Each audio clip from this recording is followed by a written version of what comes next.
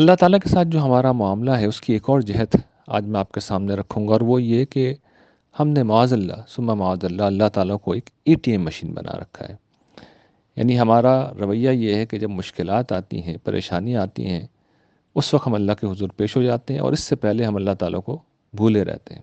لیکن جب کہیں مسئلہ ہوا، کہیں پر گوٹ پھنسی، تو اب ہم پیش ہو گئے، دعا کر رہے ہیں، وظیفے پڑھ رہے ہیں، لوگوں سے دعاؤں کے لیے کہہ رہے ہیں، کچھ صدقہ خیرات بھی کر رہے ہیں۔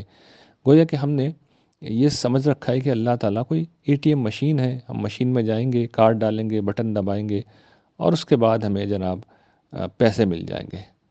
اللہ تعالیٰ کا معاملہ یہ نہیں ہے۔ ان کی ہستی، ان کے مقام، ان کے مرتبے کو سمجھنا ہے، ان کی کیا حیثیت ہے اس کائنات میں، تو معلوم ہوگا۔ قرآن مجید ہمیں یہ بتائے گا کہ وہ تو ہر چیز کا خالق ہے، خالق و کل شیء ہے وہ، اور اس کی قدرت یہ ہے کہ اللہ کل شیء قدیر ہے، ہر چیز کے اوپر قادر ہے۔ اس کا علم یہ ہے کہ عالم الغیب و شہادہ ہے، وہ چھپے اور ظاہر سب کا جاننے والا ہے، اور یہاں پر اسی کا راج ہے، وہی راجور ہے، وہی تاجور ہے، وہی شہنشاہ بحروبر ہے۔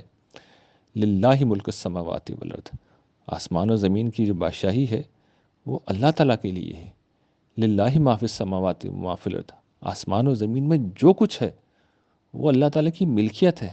یعنی یہاں پر اس کا اقتدار قائم ہے، اسی کا اقتدار قائم ہے، اسی کا حکم چلتا ہے میرے جسم پر، میری روح پر، میرے دل و دماغ پر، میری خارج جو دنیا موجود ہے اس پر، زمینوں پر، آسمانوں پر، پھر میری پوری ہستی، میرے پاس جو کچھ ہے وہ سب اللہ تعالیٰ کی ملکیت ہے، یعنی اللہ تعالیٰ کا سامان ہے۔ اس طرح میری آپ کی ملکیت، ہمارا گھر ہوتا ہے، ہمارے کپڑے ہوتے ہیں، ہم ان کو پہنیں، پھینکیں، کچھ بھی کریں، وہ ہماری ملکیت ہے۔ یہ اللہ تعالیٰ کی حیثیت ہے، وہ ہمارے رب ہیں، ہمارے آقا ہیں، ہمارے مالک ہیں، وہ ہمارے بادشاہ ہیں، ہم ان کی رعایا ہیں، وہ ہمارے الہ ہیں، ہمارے معبود ہیں۔ ان کے قبضہ قدرت میں سب کچھ ہے، ان کی طاقت بے پناہ ہے۔ وہ اتنے طاقتور ہیں کہ ہم مر جائیں گے وہ ہمیں زندہ کر دیں گے، اور جب ہم نہیں تھے تو انہوں نے ہمیں زندہ کیا تھا۔ ہماری خوراک کے لیے وہ پوری کائنات کو حرکت میں لاتے ہیں، ہماری نیند کے لیے وہ زمین کو گردش میں لاتے ہیں، دن اور رات کا سلسلہ جاری کرتے ہیں تاکہ ہم اپنے کام بھی کر سکیں اور آرام بھی کر سکیں۔ یعنی اس کی قدرت، اس کی طاقت کس سے بیان کیے جائیں، تو جس طرح قرآن بیان کرتا ہے کہ 7 سمندر کی روشنائی ختم ہو جائے گی لیکن خدا کی باتیں ختم نہیں ہوں گی، تو قرآن مجید ان کو بیان کرتا ہے، اس کا کوئی ہلکا سا تعارف ہمیں کراتا ہے۔ جب کوئی شخص اس تعارف تک پہنچ جاتا ہے تو اس کے بعد کہیں جا کے پھر وہ مطلوب رویے پہ آتا ہے، اور مطلوب رویہ بھی قرآن مجید خود بتاتا ہے کہ وہ رویہ ہے اسلام۔ اسلام کا مطلب کیا ہے؟ خدا کے سامنے انکنڈیشنل سرنڈر، اپنے آپ کو خدا کے حوالے کر دیں۔ یعنی میری مرضی، میری خواہش، میرے تعصبات، میرے علماء، میرا فہم، میری سمجھ، ان سب چیزوں کو کونے میں رکھ دیں، اور جو خدا کی مرضی ہے اس کو جاننا اپنا مسئلہ بنائیں۔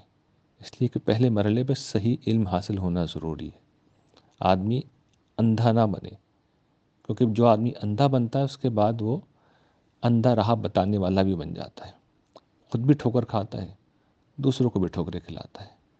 تو پوری یکسوئی کے ساتھ آدمی صحیح بات تک پہنچنے کی کوشش کرے، اور اس کا اہتمام اللہ تعالیٰ یاد رکھیے گا ہر دور میں کرتے ہیں۔ کچھ لوگوں کو مقرر کرتے ہیں جو سچائی کی شمع کو روشن رکھتے ہیں، ڈھونڈنا ہمارا کام ہے، اور اسی پہ ساری پکڑ وہ کریں گے کہ میں نے تو شمع جلا کے رکھی تھی، تم نے تلاش کی یا نہیں کی، حتیٰ کہ تمہارے پاس چل کے وہ آئی تب بھی تم نے اس کو نظر انداز کر دیا۔ یہاں پر ہوگی سخت پکڑ، لیکن یہ وہ کرے گا نا جس کے لیے حق کوئی مسئلہ ہوگا، جس کے لیے حق کوئی مسئلہ نہیں ہے، جس کے لیے خدا کوئی مسئلہ نہیں ہے، جس کے لیے جنت کوئی مسئلہ نہیں ہے، جس کے لیے کوئی جہنم کوئی مسئلہ نہیں ہے، وہ یہ کبھی نہیں کرے گا، بلکہ اس تک صحیح بات آئے گی بھی تو وہ اپنی خواہشات، مفادات اور اپنے تعصبات کو ترجیح دے گا۔